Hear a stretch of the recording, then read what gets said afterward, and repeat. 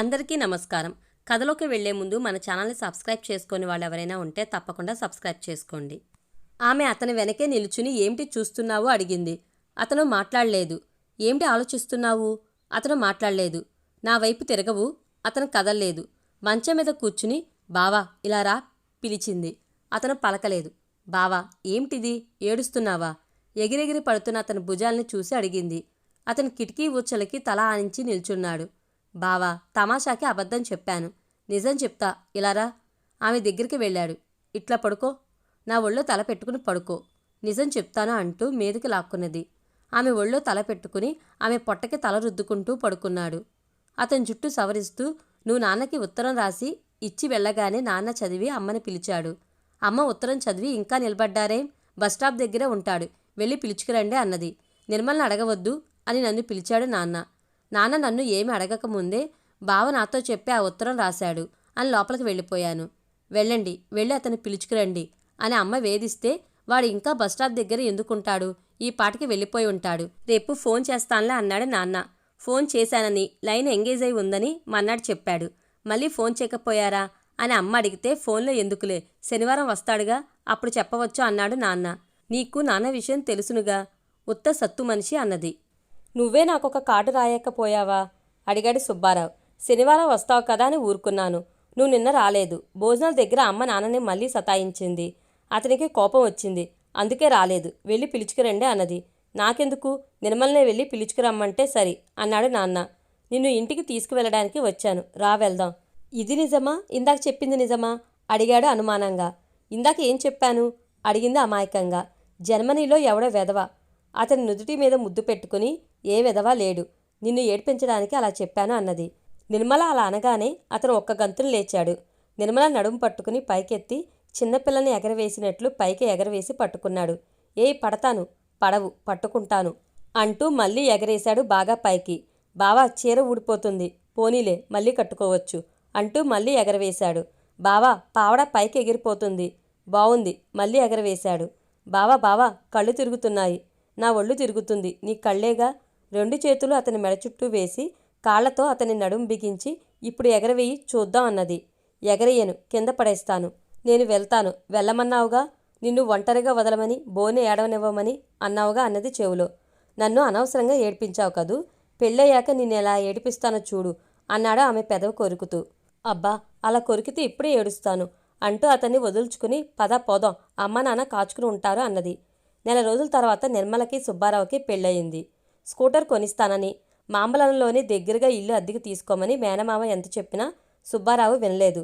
Scooter ఉన్నా ఇక్కడి నుంచి ఆవిడకి వెళ్ళి రావడంతోనే రోజంతా సరిపోతుంది. ఎందుకు, ఆదివారాలు ఇక్కడికి వస్తూ ఉంటాముగా అన్నాడు. 50 రూపాయలకి ఆవిడలో ఇల్లు అద్దెకు తీసుకున్నాడు. కొద్దిపాటి కాంపౌండ్, చిన్న గేటు, ఓ హాలు, పడక గది, వంటగది, భోజనాల గది, 2 రోజ్వుడ్ మంచాలు, ఓ గాడ్రేజీ బీరువా కొనిచ్చాడు నిర్మల తండ్రి. సిల్వర్ గిన్నెలు, బిందెలు, బకెట్ కూడా ఇచ్చాడు. సుబ్బారావు తండ్రి సోఫా సెట్టు, బల్ల, కుర్చీలు, డ్రెస్సింగ్ టేబుల్ కొనిచ్చాడు. సామాన్లన్నీ ఇంట్లో సర్దారు ఇద్దరు. కాంపౌండ్లో పూల మొక్కలు నాటితే బాగుంటుంది అంది నిర్మల. అదంతా నీ ఇష్టం. ఆఫీస్ నుంచి రాగానే పూల మొక్కలకి నీళ్లు పోయమంటే మాత్రం నేను పోయాను అన్నాడు సుబ్బారావు. నిర్మల నవ్వింది. అంతా బాగానే ఉంది కానీ అన్నది సోఫాలో కూర్చుంటూ. కానీ ఏమిటి, ఏం లోపం ఉంది ఇప్పుడు? బావా నువ్వు పొద్దున ఆఫీస్కి వెళ్ళిపోతావు, సాయంకాలం వరకు రావు, నాకేం తోస్తుంది? ఒంటరిగా అంతవరకు ఏం చేయను? బావుంది, అందుకని నన్ను ఉద్యోగం మానేయమంటావా? పుస్తకాలు పత్రికలు చదువుకో, కుట్టుకో, అలాంటివి ఇంకేమైనా చెయ్యి. నిర్మల నిట్టూర్చి సరే, ఇంకో వారం రోజుల తర్వాతగా ఆ సమస్య, ఈ వారమంతా నువ్వు ఇంట్లోనే ఉంటావుగా అన్నది. సుబ్బారావు ఆ వారమంతా ఇంట్లోంచి కదల్లేదు. ఇద్దరికీ ఎక్కడికి వెళ్ళాలనిపించలేదు. సాయంత్రం బీచ్కి వెళ్దామా అని సుబ్బారావు అడిగితే అబ్బా బీచ్లో ఏముంది, ఒకళ్ళని చూసుకుంటూ కూర్చోవడమేగా, దానికి అంత దూరం వెళ్ళడం దేనికి, ఇక్కడ మనం బాగా దగ్గరగా చూసుకోవచ్చు అని నవ్వేది. సినిమాకి వెళ్దామా అని నిర్మల అడిగితే సినిమాకా, ఎందుకు, తెర మీద ఎవతో ఆడదాన్ని చూడడానికి అంత దూరం వెళ్ళను నేను. 3 గంటల సేపు వృధా, నిన్నే చూస్తూ కూర్చుంటాను. ఎవరినో తెర మీద చూడాలని నీకు ఉంటే తప్ప అంటాడు అతను. నాకెవరిని చూడాలని లేదు, నిన్ను తప్ప అంటూ అతన్ని మీదకి లాక్కుంటుంది. బావా 4 రోజులైంది, మొన్న సోమవారం వస్తామని అమ్మకి చెప్పాను, రాలేదని వాళ్ళు కంగారు పడుతుంటారు. ఈవేళ మా ఇంటికి వెళ్దామా? ఏమీ కంగారు పడరు, వాళ్ళకి మాత్రం తెలియదు మనకి తీరిక ఉండదని. పోనీ ఒక కార్డు రాయి, వచ్చే ఆదివారం వస్తామని. కార్డేది? నువ్వు వెళ్ళి తీసుకురా. నేనా? ఎందుకు? పని మనిషి రాగానే తెప్పించు. పని మనిషి చేత కార్డు తెప్పించింది కానీ పోస్ట్ చేయించడం మర్చిపోయింది. రాత్రి అన్నం తిన్న తర్వాత జ్ఞాపకం వచ్చింది. బావా, ఈ కార్డు పోస్ట్ బాక్స్లో వేసిరావు అడిగింది. ఈ అర్ధరాత్రా? అర్ధరాత్రి ఏమిటి? 8:30 అయింది. నిన్ను ఒంటరిగా వదిలా. ఏం? ఎవరన్నా నన్ను ఎత్తుకుపోతారనా? ఏమో. పోనీ నేను వస్తానులే నీతో. షికారుకి వెళ్ళి పోస్ట్ చేద్దాం. దోవలో నువ్వు ముద్దు వస్తే అణుచుకుని ఇంటికి వచ్చిన తర్వాత ముద్దు చెయ్యి. వీల్లేదు, వీధిలోనే ముద్దు పెట్టుకుంటాను. నిర్మల విరగబడి నవ్వి సరే నాకేమని చెప్పులు తొడుక్కున్నది. వారం రోజులు ఇట్టే గడిచిపోయాయి. సోమవారం పొద్దున వెళ్ళలేక ఆఫీస్కి వెళ్ళాడు సుబ్బారావు. మధ్యాహ్నం విరామాల్లో ఇంటికి వచ్చాడు. ఏం ఆఫీసు లేదా? అడిగింది నిర్మల తలుపు తీస్తూ. నిన్ను చూసి వెళ్దామని వచ్చాను. ఎలా రొప్పుతున్నావో, సైకిల్ మీద వచ్చావా అంటూ అతని మెడ కింద గెడ్డం మీద చెమట చీర కొంగుతో తుడిచింది. నువ్వు ఒంటరిగా ఉన్నావని అంటూ ఆమె చుట్టూ చేతులు వేసి దగ్గరికి లాక్కున్నాడు. అతని షర్టు గుండీలు సర్దుతూ పోనీ సెలవు పెట్టు, ఎవరి చేతనైనా కబురు పంపితే సరే అన్నది. నో, చాలా ముఖ్యమైన పని ఉంది, వెళ్ళాలి. అయితే వెళ్ళు. ఇలా ఆశ పెట్టి కవ్వించి వెళ్ళిపోతే నేను భరించలేను. అతనికి దూరంగా జరిగింది. సాయంకాలం 4:30 కల్లా ఇంటి పనులు ముగించుకుని గేట్ దగ్గర నిలబడింది నిర్మల. 5:30కి అతను ఆఫీస్ నుంచి వచ్చి ఇక్కడ నిల్చున్నావే అడిగాడు. నీకోసమే, నువ్వు రావడం చూడ్డానికి. ఈ మాట ఆమె అనగానే అమాంతం ఎత్తుకుని లోపలికి పరిగెత్తాడు. ఏయ్, వీధిలో వాళ్ళు చూస్తారు, వదులు. అతను వదల్లేదు. తిన్నగా గదిలోకి వెళ్ళి మంచం మీద పడుకోబెట్టాడు. ఉండు, కాఫీ ఇస్తాను. ఇప్పుడు నాకు కాఫీ వద్దు. ఏం కావాలి అని ఆమె అడుగుతుండగానే అతను తనకి కావాల్సింది తీసుకో ప్రారంభించాడు. దీపావళి పండక్కి విశ్వనాథం ఇంటికి వెళ్ళారు ఇద్దరు. వాళ్ళంతా ఎంత బతిమాలినా ఉండకుండా మన్నాడే వచ్చేశారు. తర్వాత బెంగళూరు వెళ్ళి 2 రోజులు ఉండి తిరిగి వచ్చారు. నువ్వు నేను తప్ప ఇంకెవరూ ఉండకూడదనిపిస్తుంది అన్నాడు అతను ఆమెతో ఆ రాత్రి. నాకు అలాగే అనిపిస్తుంది బావా. మా ఇంటికి వెళ్ళినప్పుడు కూడా వాళ్ళందరూ మనిద్దరినీ విడదీస్తున్నట్టు బెంగ పుట్టుకొస్తుంది అన్నది నిర్మల. ఇంట్లో ఒకరికి దూరంగా ఇంకొకరు ఉండేవాళ్ళు కాదు.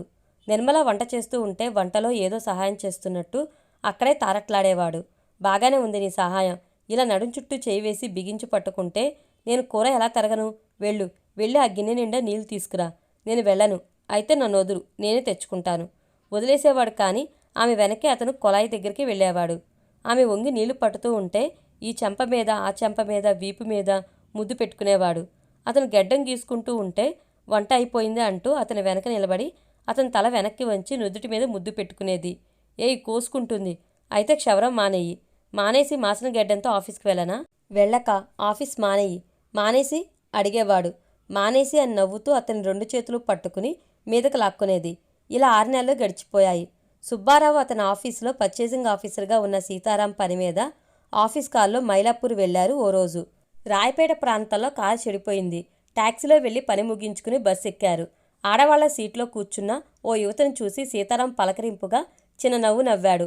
అతను నవ్వగానే ముఖం పక్కకి తిప్పేసుకుంది ఆమె. పరిచయం ఉన్న మనిషి అయితే ముఖం తిప్పేసుకుందేమో అనుకున్నాడు సుబ్బారావు. సీతారాం సుబ్బారావు వయసువాడే. కంపెనీ డైరెక్టర్లలో అతని బంధువు ఎవరో ఉండడం వల్ల సీతారాంకి పెద్ద ఉద్యోగం దొరికింది. నన్ను చూసి మొహం తిప్పేసుకుందే, ఆమె సరిగ్గా చూశావా అడిగాడు సీతారాం సుబ్బారావుని. చూశాను. బస్ దిగాక చెప్తాను. ఆమె అందంగానే ఉంది. 20 ఏళ్లుంటాయి. మెళ్ళో పసుపుతాడు, మంగళసూత్రాలు ఉన్నాయి. నుదుటి మీద కుంకుమ బొట్టు పెట్టుకుంది. పొరపాటునైనా ఆమె సీతారాం వైపు మొహం తిప్పలేదు. మౌంట్ రోడ్లో సుబ్బారావు సీతారాం బస్ దిగారు. కాఫీ తాగుదాం రా అన్నాడు సీతారాం. హోటల్లోకి దారి తీస్తూ సర్వర్ కాఫీ తెచ్చి ఇచ్చాక ఆవిడ పేరు నామగిరి. వాళ్ళ నాన్న పెద్ద గవర్నమెంట్ ఉద్యోగి. ట్రిప్లికేన్లో వాళ్ళు మేము పక్కపక్క ఇళ్లలో ఉండేవాళ్ళం. 2 డాబా ఇళ్ళు. వాళ్ళ డాబాకి మా డాబాకి మధ్య పెట్టగోడ ఉన్న 2 ఇళ్ళు ఒకదాన్ని ఆనుకుని ఇంకోటి ఉండడం వల్ల దాదాపు ఒకే డాబాలా ఉండేది. నేను BA చదువుతున్నాను. ఆ అమ్మాయి స్కూల్ ఫైనల్. నేను నామగిరి బాగా స్నేహితులం అని నవ్వాడు సీతారాం. అయితే బస్సులో నేను చూసి ఎందుకు మొహం తిప్పేసుకుంది? పోట్లాడుకున్నారా అడిగాడు సుబ్బారావు. అబ్బే, పోట్లాట ఏమీ లేదు. స్నేహితులు అంటే ఏమనుకున్నావు? బాగా చీకటి పడ్డాక ఎవరూ లేకుండా చూసి ఇద్దరం డాబా మీద స్నేహం చేసుకునేవాళ్ళం. ఇప్పుడైనా అర్థమైందా మై డియర్ ఫెలో? వివర్ లవర్స్ అన్నాడు సీతారాం సిగరెట్ వెలిగించి. అయితే మీరిద్దరు ఎందుకు పెళ్లి చేసుకోలేదు? సీతారాం నవ్వి ఆడదాన్ని ముట్టుకున్నప్పుడల్లా పెళ్లి చేసుకునేటట్టయితే నాకు ఈ పాటికి 100 పెళ్ళాలు ఉండేవాళ్ళు. అవకాశం దొరికింది కదా అని ఎంజాయ్ చేసేవాళ్ళం. పెళ్లి చేసుకోమని ఆ అమ్మాయి అడగటం, నువ్వు చేసుకోననడం, ఇలాంటి ఘర్షణలు ఏదీ జరగలేదన్నమాట. అయితే ఎందుకు మొహం తిప్పేసుకుంది? అదే ఆడవాళ్లలో ఉన్న విచిత్రం. పుస్తకం మూసేసినట్లు మనసు మూసేసుకోగలరు. జీవితంలో కొన్ని ఘట్టాలు జ్ఞాపకం రాకుండా వచ్చినా జ్ఞాపకం వచ్చినట్లు కనబడకుండా ఉండగలరు. నువ్వే చూశావుగా, అసలు నేనెవరో తెలియనట్లు నటించలేదు అని నవ్వాడు సీతారాం. పెళ్లి చేసుకుందామని మీ ఇద్దరూ అనుకోనే లేదా? మేము అయ్యగాళ్ళము, వాళ్ళు అయ్యర్లు. మాలో పట్టింపులు చాలా ఎక్కువ. ఆవిడకి కడుపు వచ్చి ఉంటే ఏం చేసేవాళ్ళు? సీతారాం నవ్వాడు. ఇప్పటి ఆడవాళ్ళు అంత అమాయకులు కారు. సంతాన నిరోధం గురించి స్కూలు పిల్లలకు కూడా బాగా తెలుసు. అటువంటి ఆపద రాకుండా తను చూసుకోగలనని నామగిరి చెప్పింది. సుబ్బారావు ఆలోచిస్తూ పరధ్యానంగా ఉన్నాడు. ఏమిటి ఆలోచిస్తున్నావు? అడిగాడు సీతారాం. పూర్తి వీడియో కోసం మన ఛానల్ తప్పకుండా సబ్స్క్రైబ్ చేసుకోండి. Thank you.